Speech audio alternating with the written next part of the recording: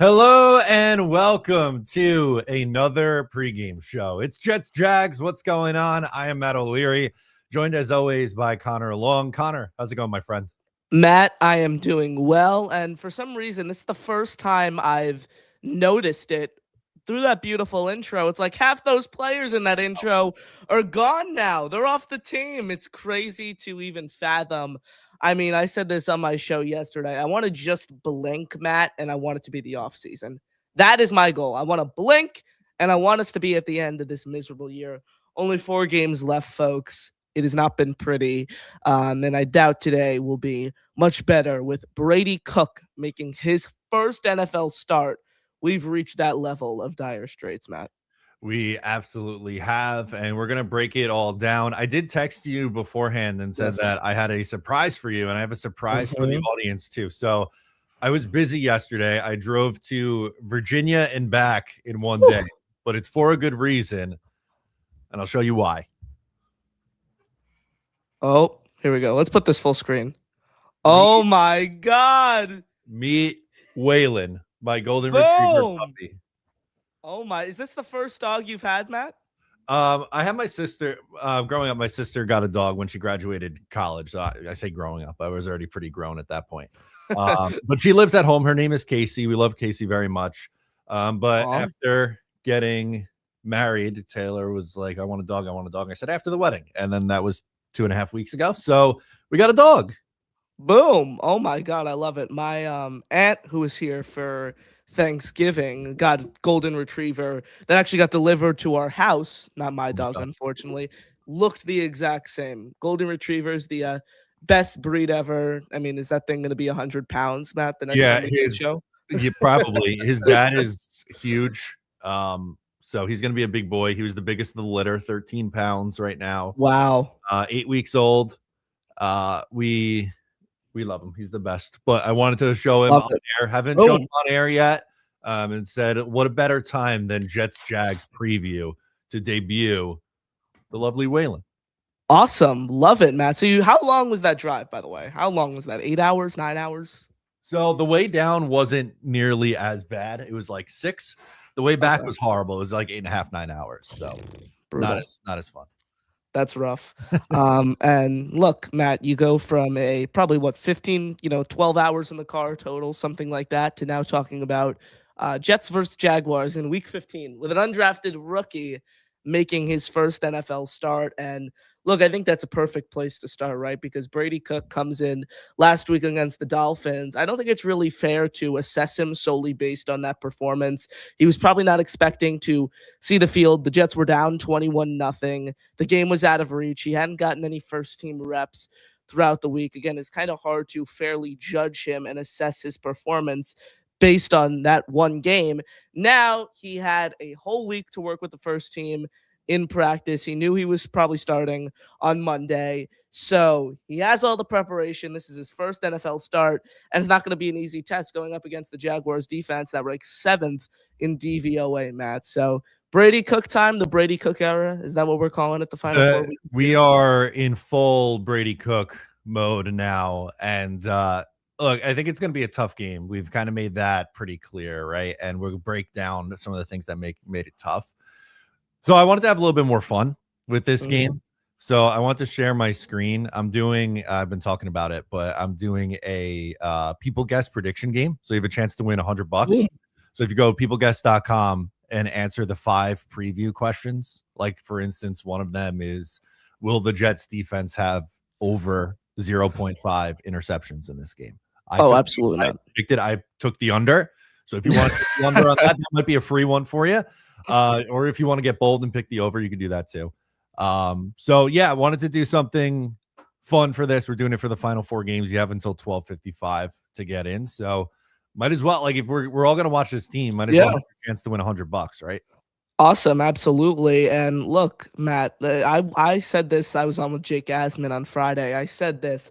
I don't want the Jets to get an interception at this point of the year. I really don't. I want the Jets to have to hold this record that will never be broken, probably over the next 30 years at least. Like, it is humanly impossible what the Jets have done. And the craziest thing is they had 2 opportunities to come away with an interception last week.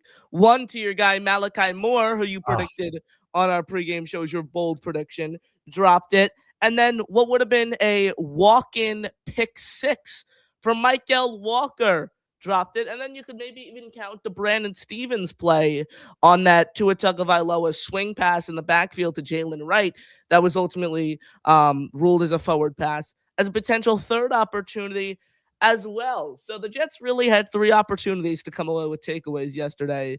They go 0 for 3. You can't make it up. This is going to be history. No, I really do think they're going to go the whole year without having an interception, which is just that's absurd to say out loud, but that's the reality that we're in right now for this Jets team.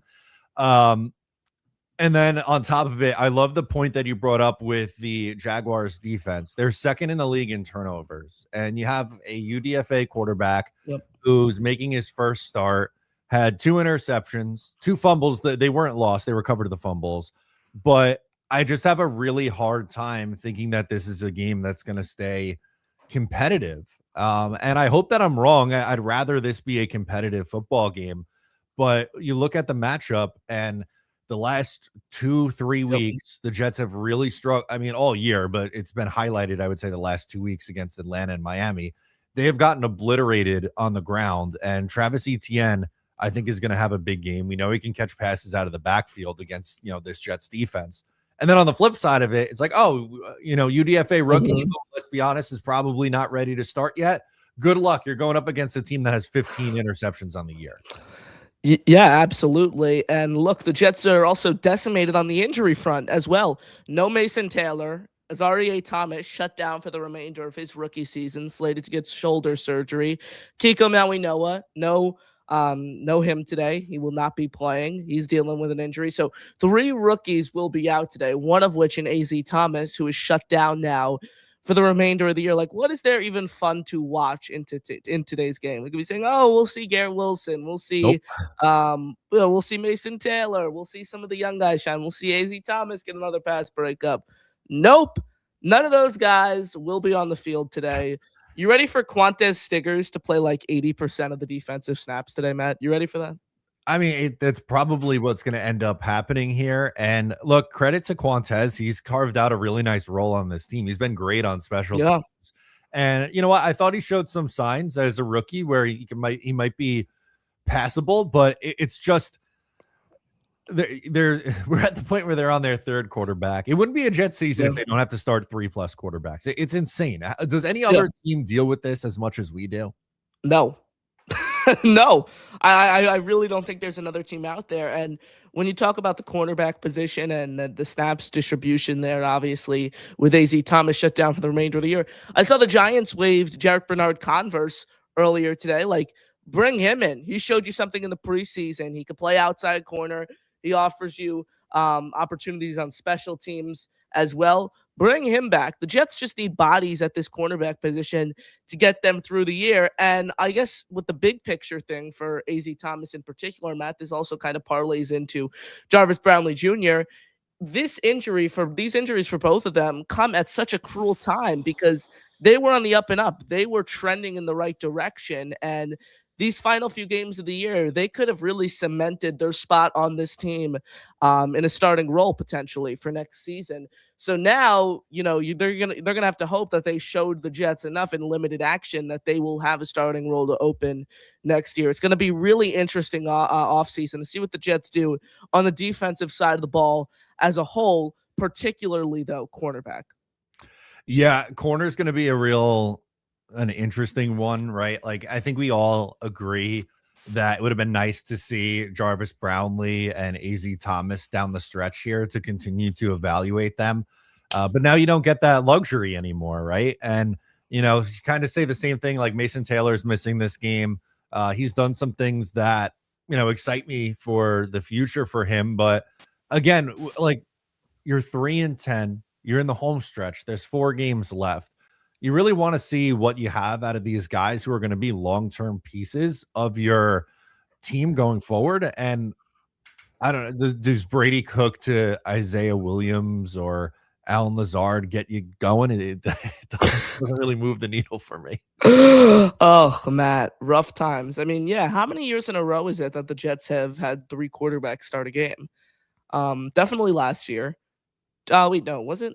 No, no, no, No, not last last year year. was the Yeah, only time they had Robin. a quarterback start all 17. Yeah. 2023 we saw it. 2022 we Yeah, saw it. 22 because Flacco, Wilson, Simeon, and then 21 was Wilson, Flacco, and Simeon as well? In 22, no, you had Mike White. Okay, okay, yeah, Mike White, throw him in there. Man, it's crazy. My whole lifetime, pretty much. Every single year except last year, and they won 5 games last year, so it didn't even make up for the fact that they had 1 quarterback starting all season long. It's embarrassing. No, you had to go back to 2015 Fitzpatrick for the last time you had a quarterback start I all wasn't even 17 watching games them. Yeah. before Aaron Rodgers. So, like, that's just nuts. It's insane. It's crazy.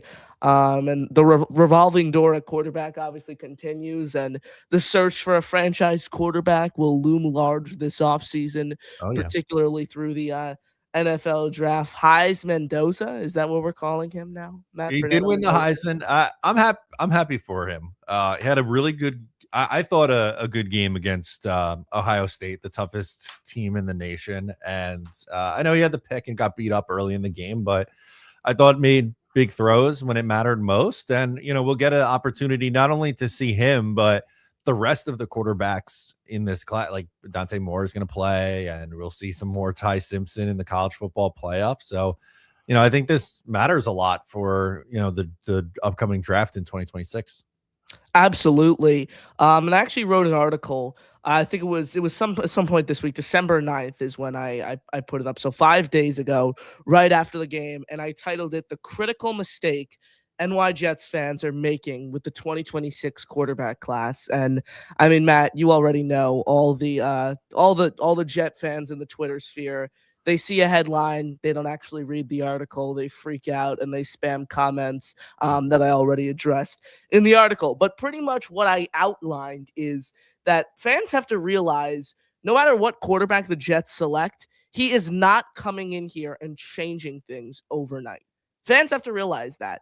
And I think that's a product of the Jets have more holes than fans want to admit. It's easy to get excited again about the core players, Brees Hall, Garrett Wilson, the future of this team, the ascent of guys like Jawan Briggs and AZ Thomas. But the Jets have one reliable wide receiver in Garrett Wilson, an unproven tight end in Mason Taylor, a iffy defensive line, a linebacker group that's been inconsistent at best, no safeties, and a cornerback room that is made out of paper. So the Jets have a lot more holes that they need to address this offseason than you think. Therefore, the Jets cannot do, whatever it takes to trade up and go get a quarterback. I think that's the realization that fans must come to. Again, this isn't a bash against Fernando Mendoza. This isn't a bash against Dante Moore. They're good quarterbacks, not great ones. That's what to a whole show on the hype and are they worthy of the hype. I think they're good players. However, at the end of the day, the Jets cannot afford to give up all these draft assets to go all in and get a quarterback. If Mendoza falls into their lap and they want to take him, sure, be my guest. Absolutely.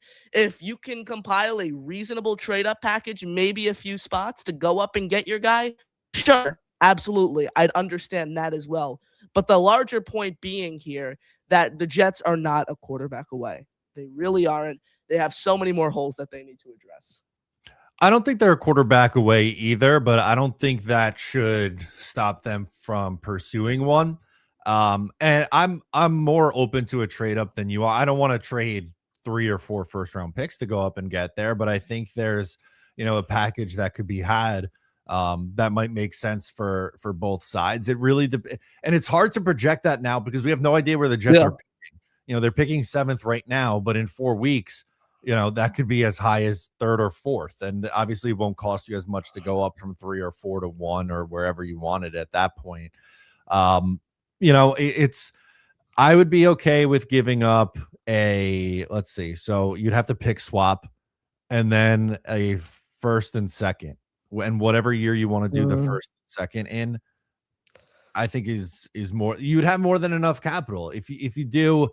Let's say it's the Colts pick this year and a second round pick next year. Then you have your first round pick of your quarterback this year, 2 second round picks, and 3 ones next year. If that's not enough to build out the rest of your roster, then I think that's more of a damning indictment on Aaron Glenn and Darren Muji than it is, the Jets made some sort of mistake trading up for a quarterback when they desperately need one. Sure, absolutely. I understand that point 1000%. But in my opinion, if the Jets give up that much to go get Fernando Mendoza, not only does he need to start away, he needs to be a top 15 quarterback year one. If you give up an additional first round pick and a second round pick to take a quarterback inside the top 5, he needs to be a top 15 quarterback year one. Yeah.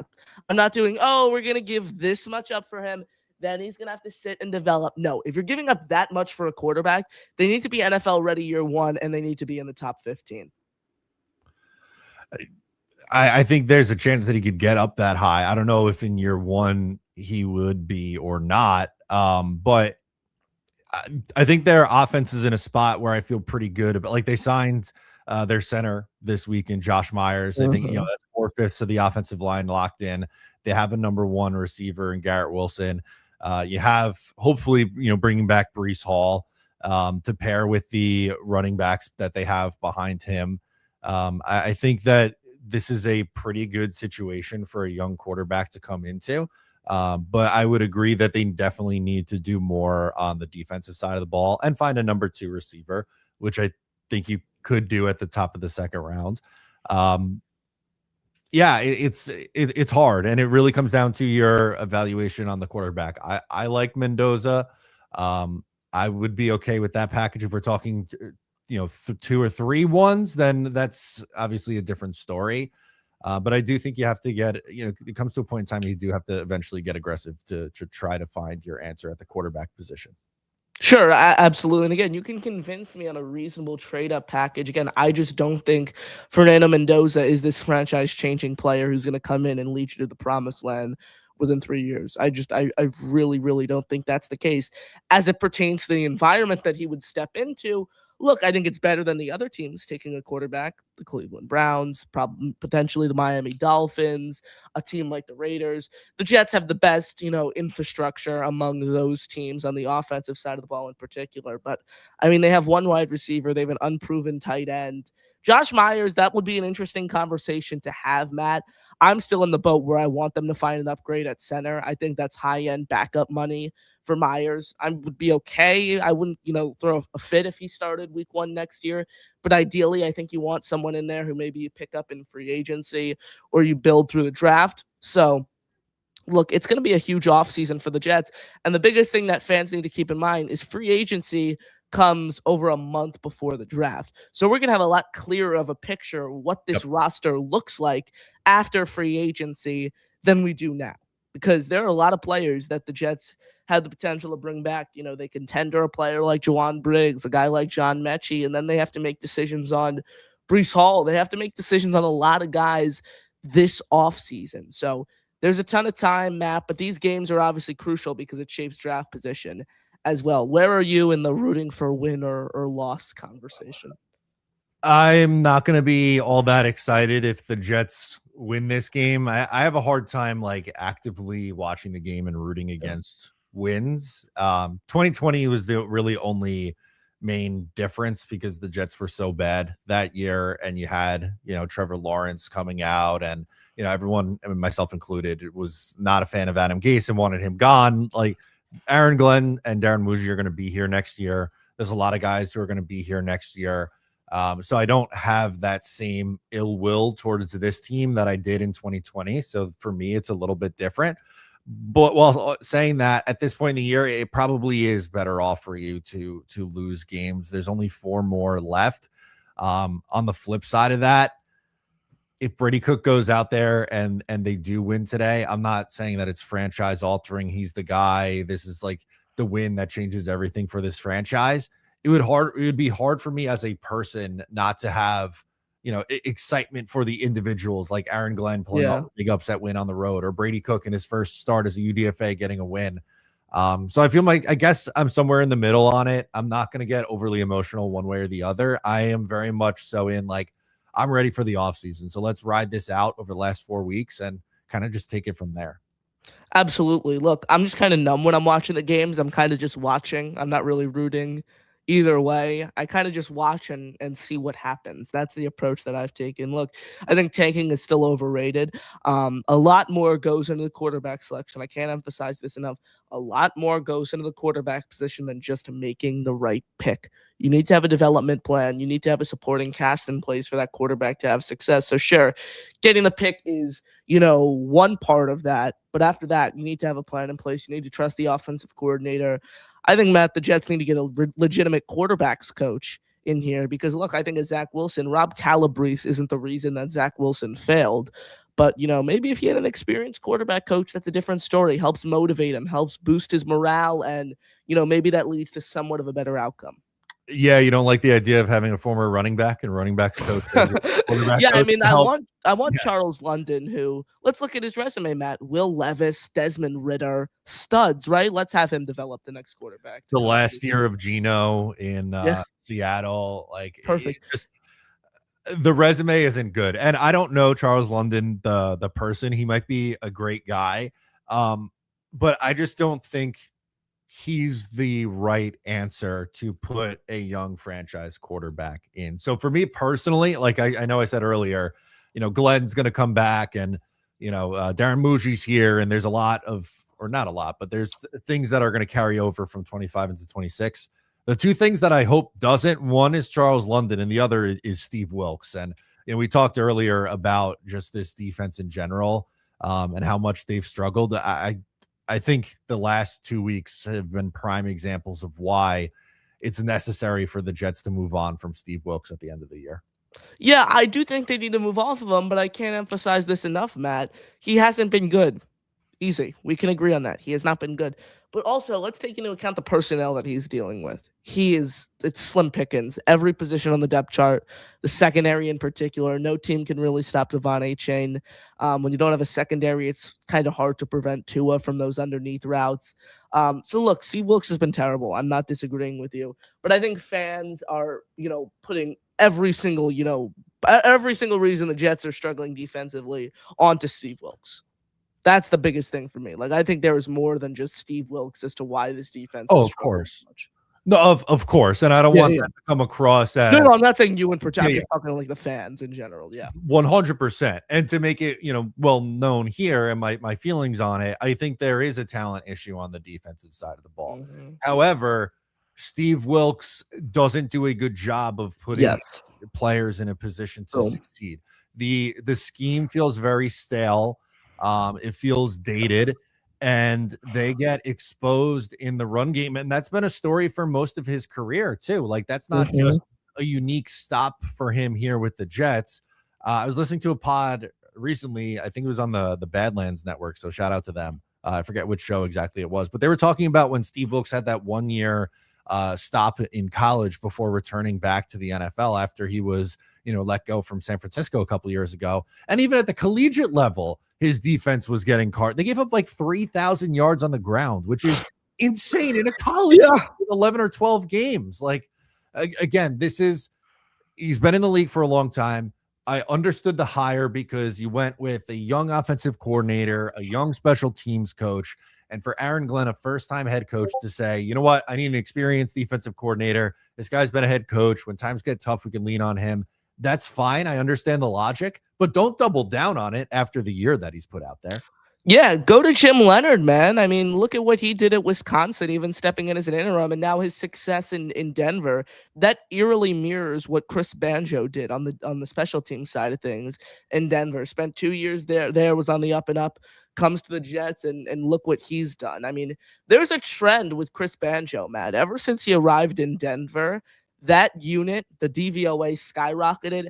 And now he's leading a special teams unit on pace to be the best in NFL history, measured by special teams DVOA, which is tracked teams going back all the way since 1978.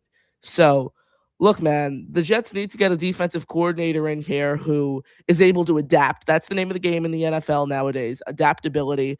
Steve Wilkes' schematic stubbornness has left the Jets out to dry each and every single week, which is why I want him gone so quickly. It's interesting, though. If you look at his resume, Matt, he went from being the Carolina Panthers defensive pass game coordinator, interim head coach in 2022, to the 49ers defensive coordinator in 2023. Then he got fired and he couldn't even find a job. He was a volunteer advisor at the University of Charlotte. So, look, he's on the older side as well. Like you mentioned, 56 years old. I think his coaching career may be coming to an end. A name that I don't think enough people are talking about is perhaps Chris Harris to get that role. Should the Jets demote Wilkes or move off of him? He's a defensive backs coach for the Jets right now, defensive pass game coordinator, has experience in similar roles. And each year, Tom Pelissero compiles a list of like future head coach candidates. He does 3 coaches on each team. And Chris Harris made that list for the Jets. So maybe he's a guy that you can look at and say maybe the Jets promote him and give him some more responsibility. At the end of the day, Matt, the premier coaches on this coaching staff, a guy like Chris Banjo, he is someone I look at. Maybe not this offseason, but if the special teams plays at this same trajectory next year, he's maybe getting a head coach interview in a couple off seasons. It's crazy to think that special teams is playing so well, but the Jets are wasting all of these opportunities. It's so frustrating. I thought you were going to go with a different Harris. I like Chris Harris, but I thought you were going to say Al Harris, who he's with the Cowboys, right? He's with the Bears this year. He is their defensive backs coach and defensive pass game coordinator. And he's had some good, good success, right? Like with Dallas from 2020 to 23. He was an assistant head coach with Dallas in 2024. And he, like I said, this year in Chicago, which that defense, talk about defenses that create turnovers, they're number 1 in the league. So the Jets create 0.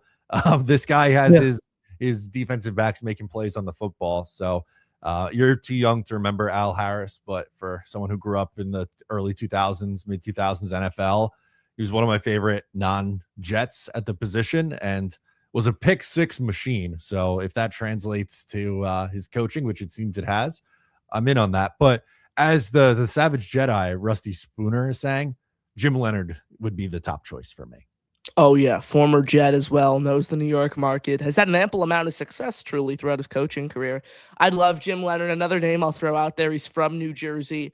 Christian Parker. He's the passing game coordinator and defensive backs coach for the Eagles. He's kind of gotten, a promotion everywhere he's been. He was a defensive backs coach with the Broncos from 2021 to 2023. Thing that I like most about him, he's young. He's 33 years old. I want a young and ascending defensive coordinator. I think that's what the NFL is moving to nowadays, and I would love a guy like that, again, on the younger side, who has learned from solid organizations throughout his coaching career. He didn't play at the professional level, but look, he's been a part of the Eagles organization. He's been a part of the Broncos organization. I want guys from winning coaching trees. And at the end of the day, Matt, if I'm being fully honest, I don't think the Jets are going to fire Steve Wilkes this offseason. I think he's going to remain the defensive coordinator. I really, really do. I think if they were going to fire him, Glenn would have taken over the defense already. That hasn't been the case. I just have this feeling that he will be the DC week 1 of next year. I really hope you're wrong on that one. And I know you feel the same way. I know you hope in the bottom of your heart that you're wrong on that one too. It would be disappointing. I'll just say it like that. It would be disappointing if they brought him back. And, I get it. People are going to try to spin it as they're going to have more talent on the defense. It'll be okay. I'm not buying into it. I mean, look, I don't see Glenn making a move. I really, if this is the old regime, absolutely. The thing that I've noticed about this coaching staff, Matt, and this regime is they don't listen to the fan base. They really don't care. They don't. And they don't, but I'm sorry to jump in, but I was going to say he did sound different after this most recent loss, talking about Steve Wilkes, than he has in the past. It felt like he didn't have his back as much as what he did at other previous points in the year. So I wonder if that's kind of changing as the year goes on. Well, I mean, I kind of Glenn, it's the same shtick every week after a loss. I got to watch the tape when he's asked about assessing whoever the quarterback is. And then I have to take a look at myself. I have to take a look at every coach. Are you talking about the comments he made about Wilkes where he's like, oh, I was in a similar position, something along those lines? No, really more so like after I forget the exact line, but just talking about the missed tackles after the game and how it was unacceptable, and holding guys accountable, and again, maybe that's more lip service, but it just sounded like a different vibe. He sounded more frustrated than he has in weeks gone by, and that was just kind of my takeaway on it.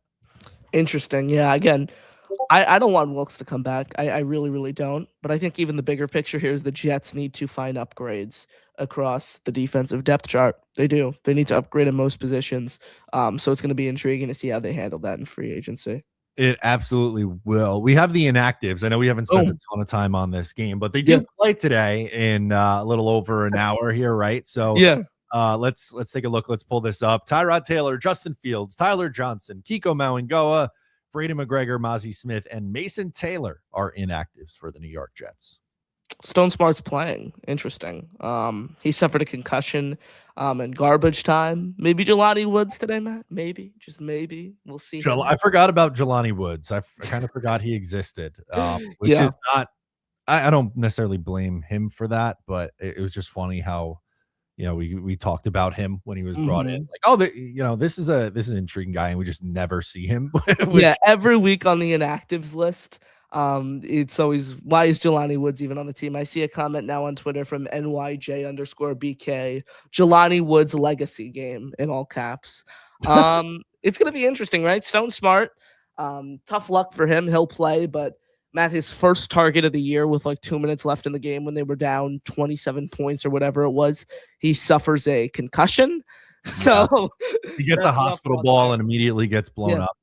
I'm actually working on an article about this, and hopefully today's game will further strengthen that case. But I think the Jets need to extend Jeremy Ruckert in season. I was super critical of Ruckert this offseason. I've been throughout his entire Jets tenure. He's been great. He's improved significantly as a blocker. He's improved as a pass catcher. He's held on to the ball. Look, the Josh Myers extension, obviously that got reported Friday. What that signaled to me is that the Jets are rewarding internal growth. Guys who came in this year under this regime and outplayed their expectations. Jeremy Ruckert has done just that. Kanena Wangu has done just that. Isaiah Williams has done just that. Start handing out these extensions ahead of time. Get ahead of it. Make these guys excited so they go into the offseason wanting to come back for OTAs and play for this team. Absolutely. Can we do we have a call on the line, and I want to start getting into some of the calls. But can we do the sleeper spot? I want to get your take on what my picks are for sleeper. Let's do it. So again, we haven't spent much time on this game, but as we discussed, I think it's going to be tough for the Jets defense. So my picks, I have 3. Trevor Lawrence, 1+ touchdown passes. So yes, hit 1 or more. ETN, more than 72.5 rushing yards. And Nick Folk, more than 1.5 field goals made. I think they're going to have to settle for 3 a lot today. Yeah. You put a few more zeros on that parlay, Matt, and you can retire after today's game. That's the likelihood of all of those hitting. I was doing over-unders with Jake on Friday, and I pounded the over on Etienne. He's going to have over 100 rushing yards today, guaranteed. I put the under. I know you didn't do passing yards, but I said under 214 passing yards for Trevor Lawrence. Because I think a lot of it, again, is just going to be pounding the rock on the ground. That's what it's going to be all game long. Lawrence will throw a touchdown pass, though, at some point today. Folk will hit what you have in there for him. And who was the last pick you had? That was it. It was Lawrence, 1 or more touchdowns. It was ETN over 72.5 rushing, and Nick Folk 1.5 field goals made. So if you want to tell that, use code O'Leary at Sleeper, get a $100 deposit match, or there's the free $20 no deposit required promo. Make sure to get in on that and have some fun while you're watching Jets Jags, right? Oh yeah, let's go. Look, week 15, you got to make the most out of these games. You really, really do. Absolutely. All right, let's get to our calls. Who better than to get started with Santa Beast? Santa Beast, what's going on, brother? I do make one point. Wilkes he's got to go. He's lazy, ass backwards, blind, and he is so stuck in a rut. The guy can't cut it. I'm sorry. We need another guy, and I think it's best that if Jim Leonard is available, give him a check that he can give him a right check and a right offer of money that he can't refuse. Next year, we need to go out and get 8 new talents, including Mendoza is one of my perfect targets. But we do need is a backup quarterback because I don't see Tyrod making it next year. I don't see Justin Fields making it next year. I'm sorry. Time to say, you know what this means? I ain't cutting it. Justin's a whiner. Tyrod is too old and banged up. It's like yeah, a punching bag. That's like Tyrod's a punching bag. He's too easy. He gets banged up a bunch of times, and then they have to cart him off the field. And if he has a groin injury, a back injury, it's like, dude, you've had your fun here. It's time to say, farewell. We need to make room. By the way, didn't you have the Jets winning 14 games this season? I just wanted to check in on that. I am winning at 13 because I thought they were looking like hungry contenders, but it didn't look like I expected it because we were too busy playing like Flipper. Next year, I expect a little better. Wilkes needs to go. Leonard needs to come in. And then here's what you do next year. $3 billion. This is where you start. And then what you have to do is cut 8 players. Get rid of Clemens. He's had his great run here, but unfortunately, no more. Adams, same thing. He had a great run, but unfortunately, goes. Sherwood, I don't know why you signed him a nice big contract, and can't produce. Sorry, out.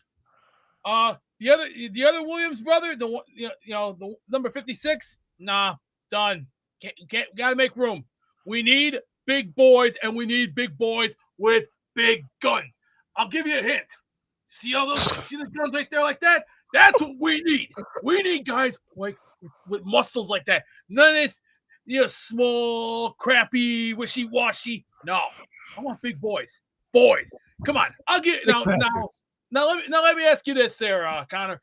Now I know you're young. You've never heard of Nate Newton, Lawrence Taylor, Jason Ferguson, absolutely, Wayne Robertson. Are you familiar with half the names? Yes. Very good. You know what those guys used to have? They used to have muscles, like meat, real meat. That was the balls of steel beast. That's right. Today's guys, our boys, don't have it. They're not there. They're getting there, but it's just that one little step that's in the way. Wilkes has to go. He doesn't fly here. The guy, his defensive ideas are 1980s. Excuse me, bro. This is 2025, not 1985. You've had your fun 40 years ago, but you gotta, what this means. Exit, stage left. Get out of here. Thank you, Beast. It's time to say we need fresh new boys and we need fresh talent. That's why next year we're gonna have to watch closely because if we win today, if we do, if we win, by any chance, yeah, right. And you know what I mean? Like, yeah, right. So just think of it this way: if we win, okay, that will put us maybe where? Maybe 7, maybe 8. But let's see how we do with the draft first, because first and foremost, Mendoza's still on the list. But here's the thing: if we get Mendoza, we got to look at one other quarterback. I want to get a veteran quarterback, a good one, someone who can stay strong and stay healthy. Look at the market. There's plenty of talent out there. You just got to spend the money wisely. Don't take money out and spend poorly. That's what this team's been doing for 15 years. They've been taking money out. They don't spend it correctly. Then it's like you come up with the bad ideas, the bad timing, and then it's like, what the hell are you doing here? What are you really doing to this organization? Because I know Woody's a little old, a little senile, but it's called listen to your fans. They're saying, please get your heads out of your asses. Start getting players that can actually win games for you boys. And then we can start having the thing that we used to do years ago when the Jets were red hot from 2000 to 2010. Now, Matt O'Leary remembers those years because those years we were the bloodthirsty animals. And now, Connor, you didn't see it back then. But back then, the Jets back then, we were killers. We were hungry to win, hungry to fight. I know you've seen this for how many years? Maybe 15 now. Sure. Because you're 15, right? No, I'm 14, Beast. Oh, okay. So you're gonna get there sooner or later. Hey, just think of it this way: you'll see a winning season. Just give it time. I understand we're all going through a very horrible struggle right now because our boys are not that good right now. But I do see this: Aaron Glenn sticks around next year. Steve Wilkes out. He has to go. I'm sorry, he can't cut it here. Now let me ask you this. What do you see in Steve Wilkes? What do you see in him? What do you see in Steve Wilkes? Garbage, Beast. Garbage. Perfect way to end. Yeah. I'm sorry, Beast. We have a bunch of other calls. Yeah, Matt has, for those in the chat, Matt has like one of the hardest jobs I think to ever live. It's like to choose when to end the Beast call. It's like during the pod. We can go all day, and we love Beast. I hope he knows we love Beast very much. But we got to be fair to the other callers too. Beast is the thing that I like about Beast is he's good at saying the same thing in 300 different ways. That is a skill, Beast. Shout out to you, legend. Thank you for supporting the show as always. From one to another, we're gonna go to Doug on the bed. Doug. I mean, I always get screwed getting placed after Beast. It's a tough job. Who's looking forward to football today? Anybody? I'm sick. I don't want to watch this, but I'm going to. It's that time of year when everyone gets sick. Matt, grab new puppy. He looks great, by the way. Thank you. Yes, drove all the way down to Virginia and back yesterday to Where in Virginia? Sorry, Fredericksburg. Okay, I know Virginia very well. Sorry, off topic. Who gives a crap about this game? There's children in this one, excluding Connor, so I'm going to watch my language. So, who gives a crap about this game? The only thing that's worth watching is our special teams, which is sad. And it's what's been more waste. Is this like the most wasted unit ever? Yes, definitely. Because the 2001 Saints, who currently have the highest season-ending DVOA for special teams, so technically the best in NFL history, with the Jets are on pace to surpass. I think actually was they okay that year? I mean, I assume they went okay. No, they were pretty bad. They were 7-9. They didn't make the playoffs, but yeah, it's certainly wasted because Doug, think of it last year. If the Jets had this very special teams unit last year, maybe they don't win 10 games, but they win 8 or 9. Like that's at least 7. At least 7 minimum. Because you'd win the Broncos game last year. Mm-hmm. I don't remember all the games last year, but like there's a couple games where folks Bills game. Yeah, the Bills game. So many. There's so like, and for all the lumps that this coaching staff has taken, and the flack that Glenn has gotten for, you do have to give him credit for hiring Banjo. He's a young guy that he took a chance on, and it's been a great hire. I think I like what I see out of Engstrand, but it's hard to judge when you have Justin Fields, who is at the same level as Zach Wilson, apparently, who I didn't think coming into the season, but is in it now. Tyra Taylor just can't stay healthy, and then now you have Brady Cook, who he's an undrafted rookie. He wasn't supposed to be in here. I hope he plays well, but let's be realistic. It's the Jets. It's not going to happen. It's tough spot for him this week. Yeah, and then like we have a Mike White game every now and then, but that doesn't mean anything for us because then when players they get hurt or what. It's not. And then we have the draft, and I'm just at this point, in general, this is the best Sunday slate we've had in a while because we actually have 5 afternoon games. It won't be like 2 crappy afternoon games that we have to flip back and forth through on Red Zone. We have 5 good afternoon games. Phillip Rivers is starting for the Colts, which is great for us. Insane. Yeah. Insane. And also, if I was a Colts fan, I'd want Chris Ballard fired. Oh, easily. Yeah. I mean, that's long overdue. I don't blame him for taking the risk of going for Sauce Gardner. That's not, but now Jones is hurt. You don't have your first round pick next year, your first round pick this year, which are likely, let's be honest, the Colts are not going to make the playoffs. Like if anyone, they have a hard schedule. Yes. Like the last 4 games are tough. Even if before the Achilles injury, I wrote about it too. And when Jones had that rough 3-game stretch where he had like 6 fumbles and they went 1-2, that was a super, super hard stretch. Yeah. Now without Jones and a 44-year-old who hasn't taken a snap since I was 10 years old, I mean, it's rough. That's nuts. When you put it like that, that's crazy. So and then next year, you have no idea who their quarterback's going to be because, like, are they going to re-sign Jones coming off of torn Achilles? Like, you don't know what he's going to be coming off of torn Achilles. So you don't have your first 2 picks next year. I don't know how Chris Ballard's been around so long. He makes bad decisions. Like, again, I understand the thinking of like, all right, I got the team. We're 8-1. Let's go all in. But Sauce Gardner, boom, gets hurt, and I don't think he's playing again today. They don't play till later. Playing. He is playing or he isn't? I don't think he is. No, he's not. He's going to miss a couple weeks. So you get Sauce Gardner, and now you have to you give up all your capital. So hope for the Colts to keep losing. I think they're going to finish 8-9. I don't think they're going to win a game the rest of the year. So that pick is going to be top 15. I would think so. That's a big win. So 18 is, if they don't make the playoffs, it has to be top. I don't think they're going to be the lowest. I don't think they're going to be the lowest. No. I think they're going to lose out. I think they're going to go 8-9. Yeah. And they're not going to be the best record to miss the playoffs. I think it's going to be like the Lions or the Bears, one of those two. So they'll be 18. So I think you're going to be picking anywhere from, that pick's going to be anywhere from 10 to 17. Yeah, I think I did one of those things where you pick the remaining games, and when I did it, I had them losing out, and with the other scenarios, it ended up being pick 13, which it could be. That's perfect, right? And I know people want us to trade up for Mendoza and all that stuff. You got to see where the chips fall, because honestly, if Brady Cook starts, I hope he plays well. But let's be honest, we're probably not going to win another game this year. So we're picking top 3, and then you got to hope. Oh, it's not the Raiders or the Giants. I don't love Mendoza as much as other people. If I'm wrong, I'm wrong. I just don't see it. I know it's unlikely. I'm one of the people who'd rather just try and get Burrow, but I don't think that's going to happen either. I would. My preference this year is kind of similar to what the Saints did last year. Draft the best 2 players available with your 2 first-round picks, and then take a quarterback in the mid-rounds, like whoever you like the most in the mid-round.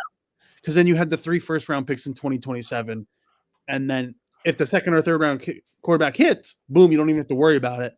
But if you're like, we don't love this guy, and there's a guy you love in 2027, you can do that with your 3 first-round picks. I'm not saying wait. I'm not saying you don't draft a quarterback at all. You got to at least you draft one in the first 3 rounds. Is there a mid-round guy you like? I mean, Will Parkinson. I like Mayava a lot. Boom. Me too.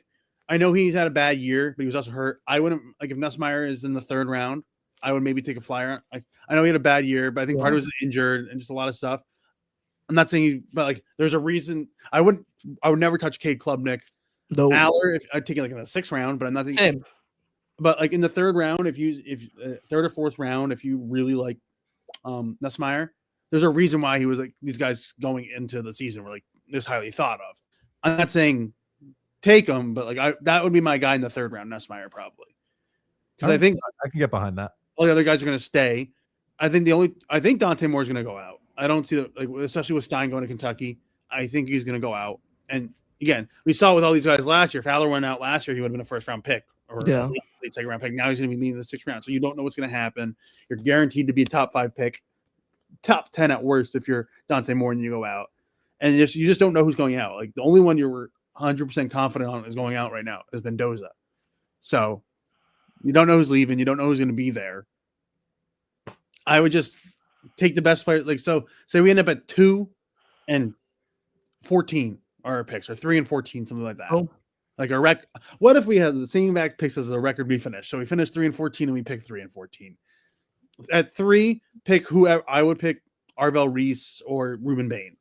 Just pick best player available, whichever one you like.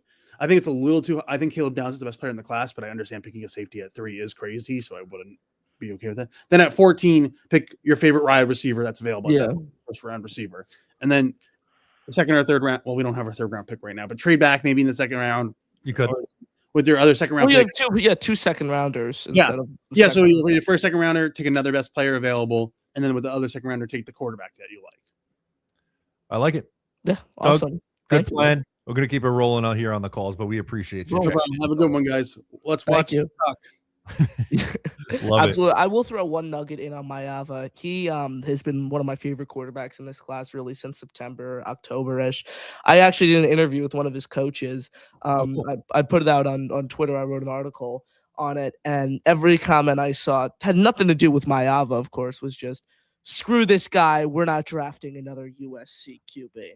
So if the Jets draft Jada Mayava, that's what we're going to have to hear, Matt. Yeah, I mean, because if you draft someone from a school and it doesn't work out, then that means that every other guy you draft from that school is also. Oh, yeah. It's sound logic. Absolutely. Logic. By the way, I hate that I have to root against Phillip Rivers these next 4 weeks. I did a video on it because I feel so I wish I could root for this. It's an insane story, but let's be real. 45-year-old coming out of retirement. to play. Likely not going to go very well. If the Jets didn't own their first round pick, I would be rooting for him to win a Super Bowl. Like that, I Awesome. would be rooting. Imagine that 44-year-old Phillip Rivers winning a Super Bowl. Did you see the graphic? I think Bleacher Report put it out that Phillip Rivers' oldest son is older than Riley Leonard.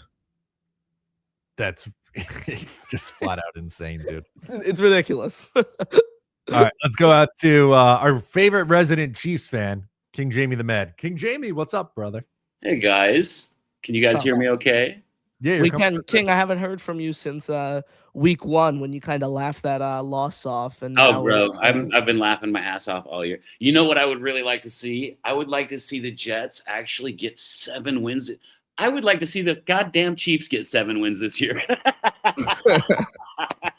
Unexpected. I did not. It's not crazy to think the Chiefs were going to eventually take a step back. I didn't think it would fall as quickly as what it has. Yeah, bro. I knew there was an expiration date, but I've still lived my childhood dream, so that's why I can stay happy about it. I'm that fan that goes, "God, I sure love my guys, all of them. Even when they screw up, we got practice squad guys on the offensive line. I freaking love them, dude. That's a pole, baby. Dude, he's working his butt off. It's great, dude." So depression set in just a few minutes ago when Connor said that Rivers hasn't taken a snap since he was 10. I was actually 11. That took me back, dude. I started thinking about it, and I'm like, Jesus Christ, the last quarterback that retired when I was 10 was Bob Greasy. That was 45 years ago, bro. That's tough. I think I was 9 years old when Phillip Rivers was drafted. So we're like, we were around the same age when I saw the beginning of his career as Connor's saw the end of his career. So that he looks like a chipmunk with too many nuts stuffed in his cheeks, man. He is not in game shape. That is for damn sure. How much do we think he weighs? 200. I'd say 235 pounds would be. Dude, I was thinking 260. Yeah, he's a tall guy. It's probably closer to 250, I would think. Because how tall is he? 6'4", I think. Well, he's got that belly thing that's sticking way out here too. Yeah, his Pro Football Reference page says 6'5", 228.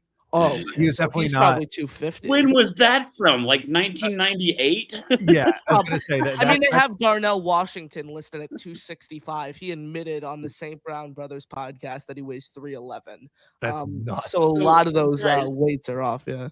I've been watching the Jets quite a bit this season. It's been pretty fun. Well, I do every season. You guys know this. It's been neat this last, 5 weeks watching Aaron Glenn's vision start to come into fruition, bro. Like, it's starting to work. I realize that there's a lot of guys saying we got to tank this thing and get some better picks, but no, it's starting to. The pieces are starting to lock together, and it's coming. It's coming. And so I say keep that faith because Glenn's got something going. He's a real likable guy too. And if you guys poo out on him and don't give him that next year or two that he's going to need, then I'll take him. I mean, shit, looks like we're probably going to be going through some coaching changes too, but I'll take Glenn. He's awesome, man. Your players are getting together and rallying behind him. That's a neat thing to see for the Jets. You guys haven't had that before. There wasn't a feel in your franchise like there is now. So good things are coming, boys. The sun's gonna shine. I keep saying it every season, but I think I really see that light at the end of the tunnel now. I see it. I hope you're right. I really hope you're right, man. It's been a real tough run for the Jets. 15 years, no playoffs, 10 straight losing seasons. It's about damn time that changes. Yeah, man. Yeah. Jesus, before Connor's 30, please. that would be nice. That would be real nice. I'll let you guys get somebody else. I just wanted to come in and say much love and respect. And to all the Jets fans, guys, keep the faith, keep the love for your team. Keep that want and that hope going because it pays off. It will. It really will. Bye, guys. Boom. Great call. Yeah, absolutely. I mean, Matt, my focus more so is on the fantasy football playoffs that start for me today. Are you in the playoffs in any of your leagues? No, God, no. I started off really strong in fantasy. I'm in 2 leagues. I had Malik Neighbors in both leagues, and it has been a disaster ever since he's gone down. I just haven't been able to find anything consistently at wide receiver. So one of my leagues I started 7-0, and then I lost 6 straight. So I snuck in at 7-6. So now I mean, look, as you know, baseball, any sport really, you can count fantasy. Momentum is key.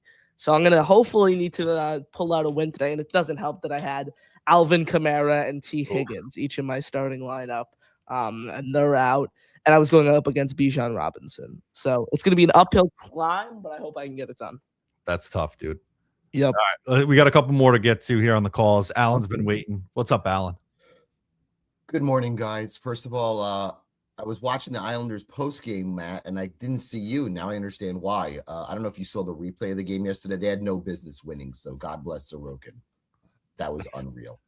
He's been a couple of comments. First of all, Connor, this is what you call migraine medicine, okay? So when the beast calls, this should be right next to you, okay? And just pop them in. No one would care. No one would care, okay? And to King Jamie, I've never heard him before. I don't need a guy with a Chiefs hat whose team has won 3 rings in the last 10 years say keep the faith to Jet fans. Yeah, please. No. So a couple of comments. First of all, I have the pleasure of watching the Pats Bills today. I know you are stuck watching preseason football in Jacksonville, so God bless you guys. Again, I like Mendoza. He's a nice kid. Seems like a great child. I know the story about his mom is very heartbreaking, and the 3 boys in that family are great, okay? But if I hear one more time people willing to go all in for a guy who might be Kirk Cousins, I might take a gun and put it in my brain and just shoot it. I might. That's harsh, right? Alan. It's hard. He is a good, not a franchise quarterback. Okay? Agreed. Nah. Well, we don't know that about any of these guys, though. Okay, but when you make that comment, Matt, would you give up 2 1s and a 2 to go get a guy that you don't know? No, I would. If it's a first and a second, though, I would. No, I said you would give up another first and a second for a guy that you don't know is going to be a franchise quarterback. I would give it for a guy who I think could be a top 12 quarterback in the NFL. Yes. I see. Again, my point, Alan, I don't know if you heard my take on this. We spoke about this yesterday as well. I think if they trade that much to go get him, he has to be a top 15 quarterback year 1. Like if he has to be a top 10 quarterback, I wouldn't say top 15. No, okay, so you're even. I'd say in that 10 to 13 range, you could potentially go. But like, look, that's a lot. Again, Drake May 2 years ago was drafted third overall. The Giants tried to trade up, tried to give up a first to move up, and New England said no. Minnesota tried to trade up 3 number 1s to move up for Drake May. To me, Drake May is 10 times the talent as Fernando Mendoza. 10 times, okay? He is gifted all over the place. The problem with Mendoza is athletically, I just don't see him being a guy who's going to sustain success in the league. I just don't. So the idea that you're going to trade Carnell Tate, Sonny Styles, and Dylan Thieneman for a guy that you think might be the guy makes no sense to me. And you have 3 number 1s next year. The ability now is that you could slow play the rebuild and get to 2027 where you might need a quarterback, and that's when you pounce. I would rather go that route than try to force the issue in 2026. And I keep hearing people telling me, oh, if Mendoza doesn't work, you could pick another quarterback in the first round next year. That does not apply to me. No, not with the first round. Would you take a day 2 guy if you're passing? I would. In the first round? I would. Okay. Again, I've said this before. I'd call the Eagles. I don't think they have the balls to trade. First of all, I don't think a team's going to take Jaden Hurts' contract. Okay, Jalen Hurts' contract. I'd call the Eagles. I'd see what it would take to get Tanner McKee. I know they said they wanted a day 2 guy. I would offer the Dallas pick for Tanner McKee and the 3rd pick we lost in the Reddick trade. So that's a flip of 20 picks. So you go from the 2nd, which is pick 47.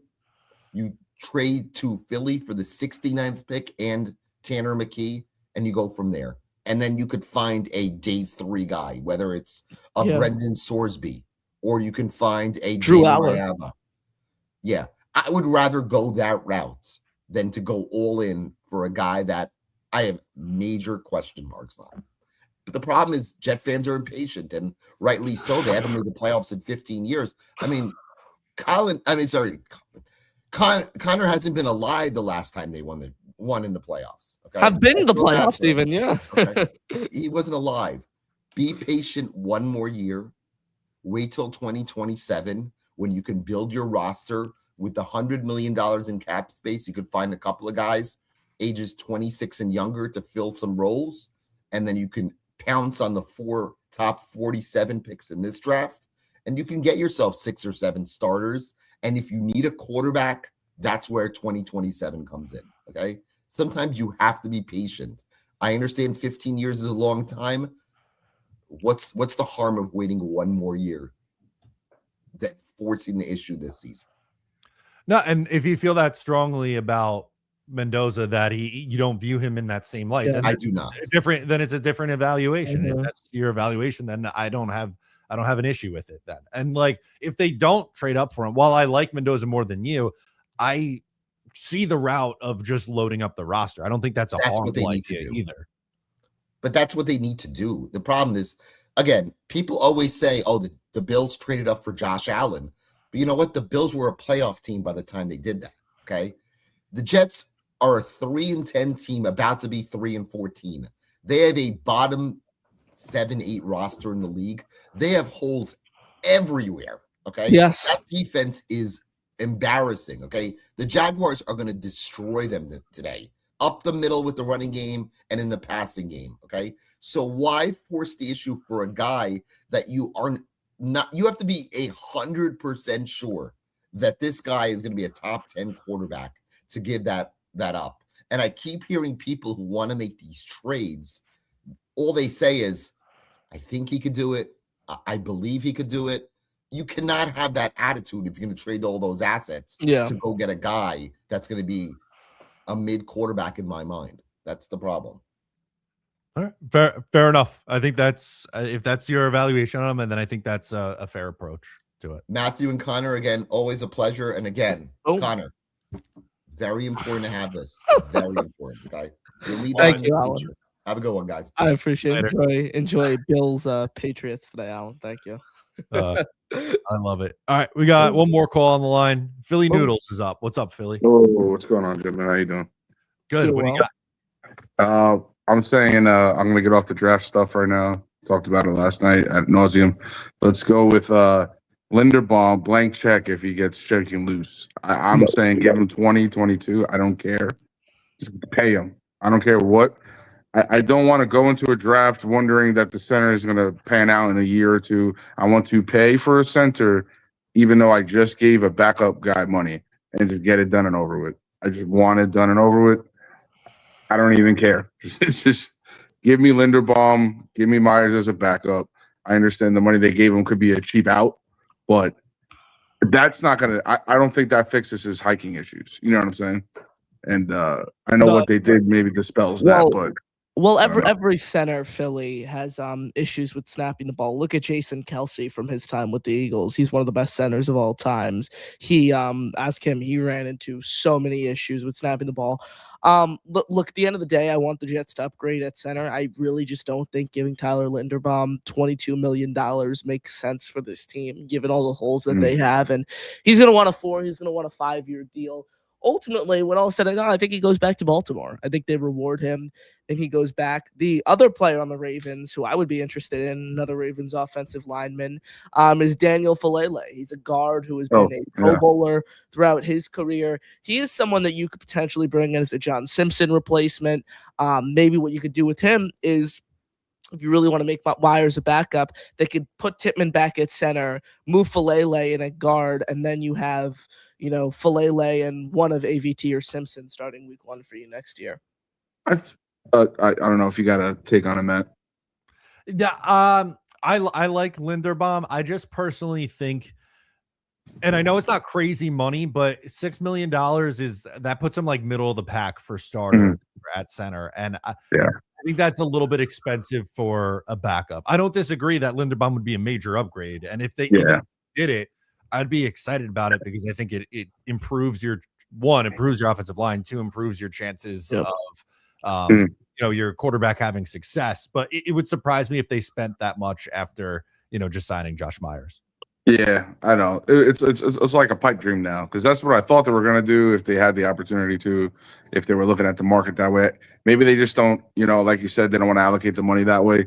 But to me, it's a little disheartening because you're going to have a big purse coming up. If you're not trading for a quarterback that's got a high contract already, then where are you saving all your bucks for? Is it going to be a disgruntled receiver? I hope not. AJ Brown would be the worst idea possible. Worse than AJ. Yeah, it's one of those. Ayuk would be miserable. That would be a terrible idea. So my thing is, why would you not allocate it that way? It's not like you're going to give Brees $20 million a year. What are we doing here? Like, where are you saving it? Are you going to double up on linebacker? You're going to give Quincy extra money maybe he don't even deserve. So I think, and also with Tittman, he graded out better as a guard than a center. So you would just be wasting your time. Keep him at guard. Yeah. Okay. So I think Simpson should be back. I think the guys, he had a couple, mishaps with certain games, but you're also playing next to rookies. So at that point, little issues may look larger when you're next to a rookie on one end and a second-year guy on the other end. But I think the lines, do you think they should be feeling shored up with that deal to Myers? I don't know. I'm just not. I don't think it's done. I think you either have to decide between John Simpson and AVT for left guard, or you could go into the draft and take one early, or find someone else like Falele that that Connor mentioned in free agency. What's Connor? The numbers on what is he? He's a right guard. Falele? He's a right guard. Yeah. I think he's played both left and right guard. Look, I mean, if you look at the PFF grades, he hasn't been the best in the league, but he's a serviceable starter who's been an alternate Pro Bowler before. I like him. Again, 26 years old, a younger guy who you wouldn't have to throw a bag at to come in. He's pretty much he's like a copy and paste of Simpson. Pretty much that's who he is. That's the comp that I would give. And he came from the Ravens. He plays on the right side. He's played everywhere. He's 175 career snaps at left tackle, 1 at left guard, 2,032 at right guard, the majority, and then 167 at right tackle. So he's played everywhere, but primarily a right tackle. Well, because our thought is, right, like as Jets fans, every team that's been pretty great recently has had, the Chiefs are known for it, the swing tackle, right?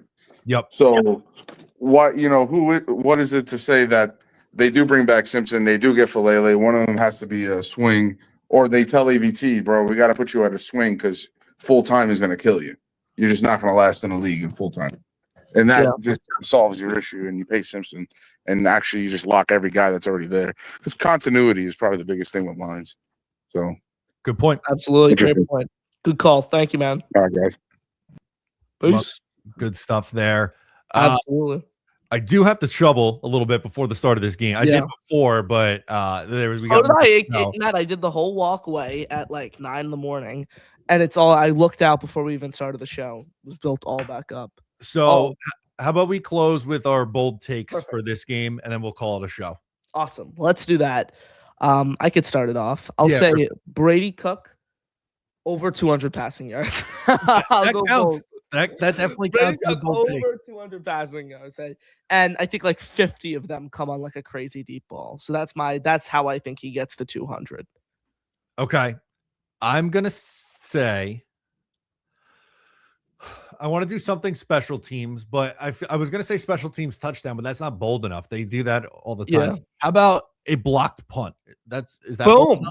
Well, yeah, of course. When's the last time they did 2022 with Clemens? Clemens blocked. Yeah, against the Packers in Green Bay. Okay, I'm gonna say block punt. Okay, block punt. Boom. There we go. Brady Cook for me over 200 passing yards. Matt going with a block punt score prediction. I say Jaguars 34, Jets 17. Okay, I think I went 31-13 in my prediction, so I'm gonna keep right around the same. I don't think the Jets hold Jacksonville under at the floor, maybe 27 points. Maybe. And I think it's going to be tough for them to get in the end zone against this defense. I really do. Awesome. Matt, fun show as always. Shout out to everyone in the chat still sticking with us despite being in week 15. This team terrible. Still 369 of you guys watching us live. Shout out to everyone and the hundreds that watch after the fact. We appreciate the support. Super fun show as always, Matt. Yep. As always, go Jets. Boom.